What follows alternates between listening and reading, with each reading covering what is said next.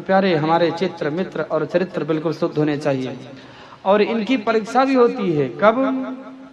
आपद काल परखिए चारि, आपद काल परखिए चारि, आपद काल परखिए चारि, धीरज धर्म मीत अरु नारी, धीरज धर्म मीत अरु नारी, आपद काल परखिए चारि, आपद काल परखिए चारि। इनको किनकी परीक्षा होती है आपत्ति काल में?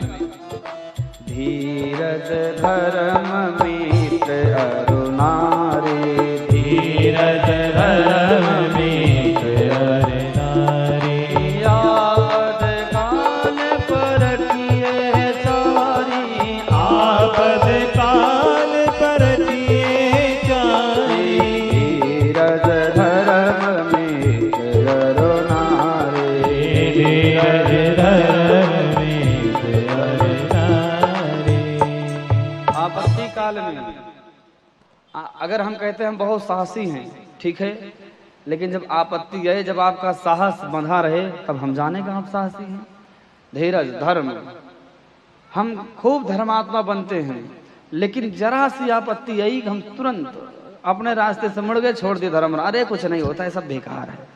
जो व्यक्ति कहता था धर्म सब कुछ है, बिना धर्म के जीवन शून्य है, और जब आपत्ति आती है उसको सलाह देने वाले लोग मिलते हैं तो धीरज छोड़ करके धर्म से विमुख हो जाता है। जो लोग आपसे कहें अरे मेरे मित्र, तू मेरा मित्र है, तो आप कहते हैं कैसे मालूम? अरे तुम बात मेरे, तेरे लिए प्राण दे दूं, जान छिड़क दूं। अच्छा, लेकिन जब आपत्ति आती है, जान छिड़कने के बाद पानी भी नहीं छिड़कता। मित्र की परीक्षा होती आपत्ति काल में, जब आपके ऊपर संकट घरा हो, जो मित्र आपको उस संकट से बाहर निकाले वही आपका सच्चा मित्र है। और जो चौथे नंबर बताएं, नारी। जो स्त्री अपने पति के साथ 7 जन्मों का संकल्प करके आती है, जब उसका पति डिप्रेशन में हो, चिंता में हो, परेशान हो, आपत्ति काल से घिरा हो, तो धर्म पत्नी को चाहिए उसको साहस बढ़ाए।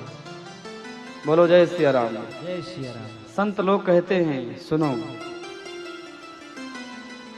बेटे की परीक्षा आपको जानना है कि हमारा बेटा लायक है नालायक है, तो उसके जानने की घड़ी तब होती है बुढ़ापे में। जब आप बुढ़ापे हो जाओगे तब पता लगता है कि बेटा हमारा खरा उतरा है या हरा उतरा है, तब पता लगता है।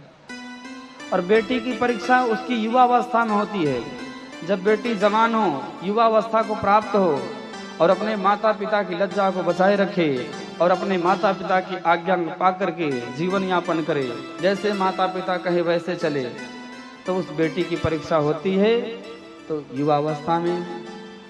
और भाई की परीक्षा, जो भाई एक साथ बैठकर थाली में भोजन करते हैं, एक साथ खेलते हैं, एक साथ पढ़ते लिखते हैं, हम कहते हैं मेरा भाई बहुत अच्छा है। अच्छा, उसकी अच्छाई का पता तब लगता है जब उसका विवाह हो जाता है। अगर विवाह के बाद भाई ना बदले, अपने भाईचारा का प्रेम बिल्कुल डिगने ना दे, वह सच्चा भाई है। बोलो जय सिया राम। और पति की परीक्षा कब होती है? पत्नी की बीमारी में। पत्नी की बीमारी में, जब पत्नी बीमार हो, 1-2 साल से खाट पर पड़ी हो, और पति अपनी पत्नी के प्रेम में, अपनी पत्नी के प्रेम में डूबा रहे और उसके इलाज कराता रहे, और भूल करके भी पर स्त्री पर अपनी दृष्टि को ना डाले, उसको कहते हैं पति की परीक्षा होती है। और पत्नी की परीक्षा कब होती है? पति की गरीबी में। कब?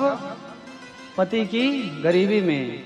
अगर पत्नी अपने पति, जो पति बढ़िया अमीर था, खूब चकाचक धन भरा था, लेकिन कुछ स्थिति ऐसे बिगड़ी कि पति गरीब हो गया, उसके बिजनेस में किसी में लॉस आ गया, कुछ भी हो गया, तो पत्नी को चाहिए उस पति को ढांढस बंधाए, अपितु उसका सम्मान ना झुकने दे। बोलो जय सिया राम। जय श्री राम। लेकिन खैर आज तो जमाना ऐसा है, क्या कहने। मैं सुनता हूँ घरों में सबके यहाँ शादी वगैरह होती है।